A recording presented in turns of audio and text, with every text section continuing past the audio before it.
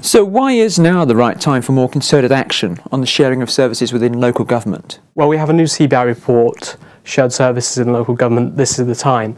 And this is the time for a number of important reasons, but I think most pertinently we've got the Comprehensive Spending Review coming up on the 20th of October, which is going to make significant cuts to the amount of expenditure that local authorities across the country will have. Now, to meet the challenge of making those cuts, local authorities are going to need to change the way they go about delivering services. One aspect of this change is an increasing use of shared services, both to reduce waste and inefficiency, and also to re-engineer the services to better meet the needs of local citizens. So which services does the CBI believe could be shared? And what does this involve? Well, the core of shared services historically has tended to be back office functions, so HR, IT, payroll, revenue and benefits.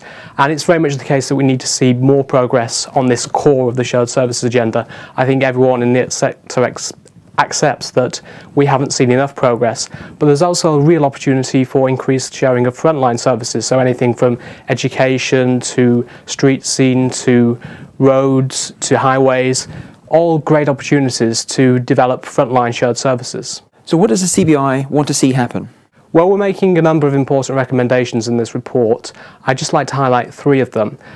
Firstly, we'd like to see central government setting demanding timescales for its own shared services agenda. We think it's important, given the way that local government is funded, that if the centre is expecting local authorities to make progress on shared services, that it demonstrates it's making its own progress on shared services.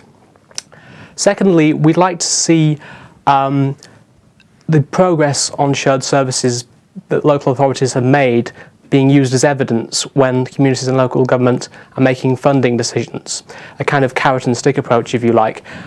Equally, we like to see local authorities reporting to citizens and local government on their own progress on shared services to introduce an element of transparency into the process.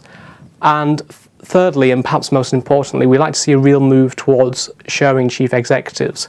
We're calling on all new vacancies, starting with district and borough councils, to be filled on a shared basis to really set the leadership by example that's needed to progress the wider shared services agenda.